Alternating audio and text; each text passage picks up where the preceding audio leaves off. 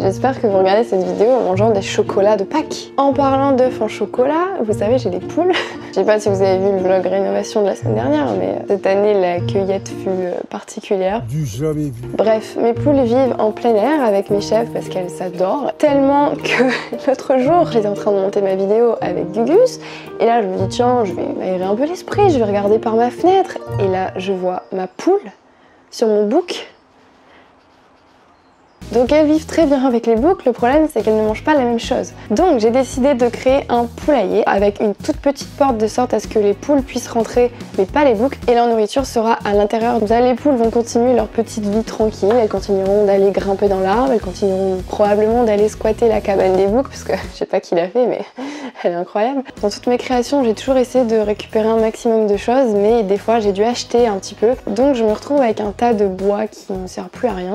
Ça par exemple, mais je vais aussi surtout utiliser du bois de palette, c'est quand même ce qui était noté dans le titre. C'est quelque chose que tout le monde peut trouver. Sur Pinterest, il y a plein d'idées de choses avec du bois de palette, mais qui sont généralement des créations où les gens laissent le bois tel quel.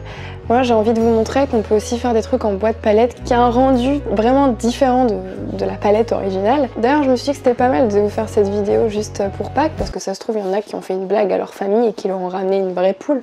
Évidemment faites attention avec les animaux, c'est pas des jouets. Voilà ce que j'ai prévu de faire. Au moins en faisant des dessins moches, vous pouvez que être agréablement surpris du résultat.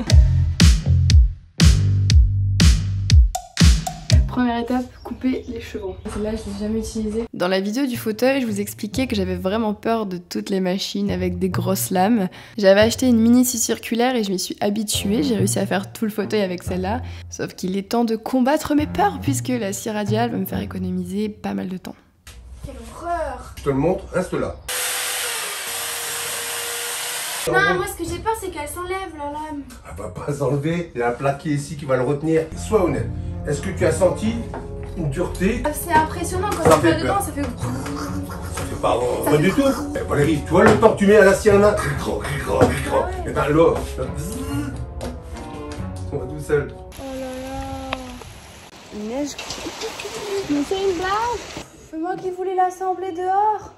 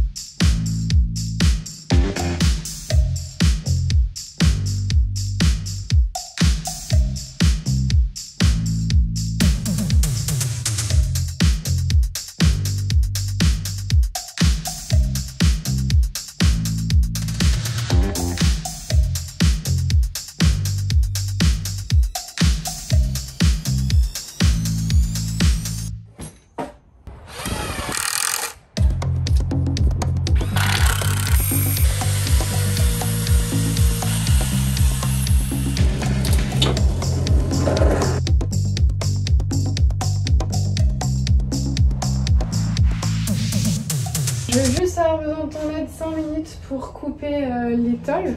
Par contre, une disqueuse, c'est vraiment plus dangereux. Quand on découpe une tôle, on prend le disque le plus fin pour avoir vraiment une belle coupe. Mais c'est vrai que c'est plus dangereux, donc ça peut casser, mais il faut vraiment bien aller droit. Toujours un truc, et toi t'en mets jamais. Une belle visière, mais moi je casse pas les disques. Tu m'as dit que tu l'avais déjà fait. Oui, mais bon, c'est le travail. C'est rare, c'est un cas sur 1000. Vous voyez la différence là? Ça veut dire qu'on frotte sur les côtés. Donc là, on a toujours ces vieilles tôles que j'ai utilisées pour l'atelier, pour la cabane des boucs. Je vais recouper des petits lithos pour venir refaire une sorte de... Ça permettra de pouvoir bien clouer les tôles parce que j'ai 4 petits morceaux. Évidemment, ça c'est un mini tuto pour faire une mini toiture. Hein. Pour l'atelier, on avait fait ça pour soutenir le poids parce que bah il y a une grande longueur. Ensuite, je passe sur la perceuse colonne pour faire mes trous.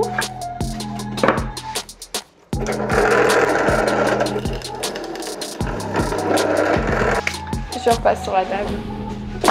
Maintenant, je les visse ensemble tout simplement. pour que les deux bouts se lient comme ça, je vais venir faire une coupe à 35 degrés ici. Et de l'autre côté, la partie qui va être sur les tasseaux, 45 degrés.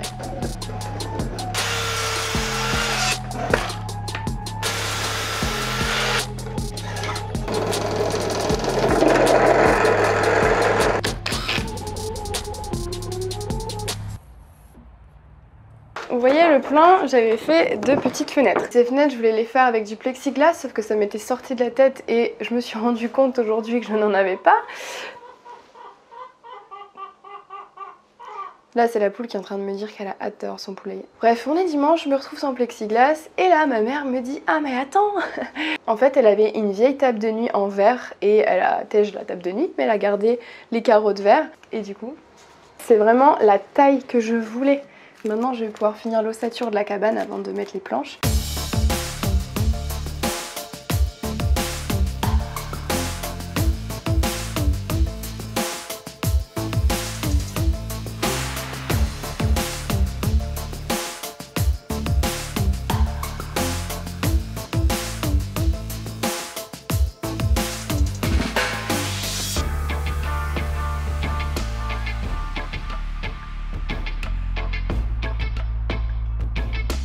Je fais la partie pondoir avec des restes de planches de rive qui datent de l'atelier.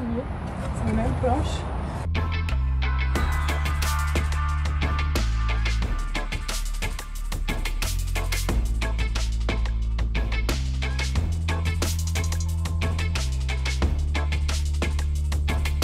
Si vous ne savez pas comment déclouer des palettes, ben vous briquez tout simplement une fourchette.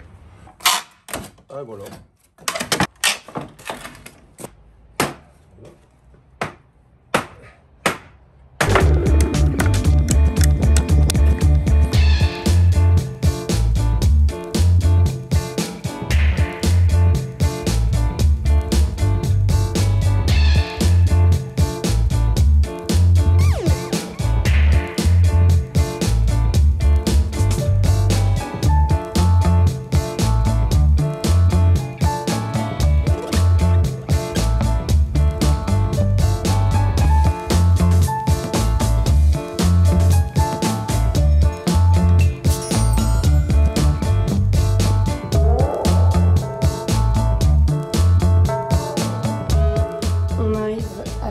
Finition et le magasin où j'allais d'habitude pour acheter les moulures était fermé. Les moulures en fait je voulais des comme ça, donc j'en ai une toute petite mais du coup ça cache pas l'épaisseur des planches dans les angles. Je suis en train de rattraper le coup avec des petits tasseaux mais c'est pas parfait. Je suis en train de me dire que j'aime pas trop le poulailler.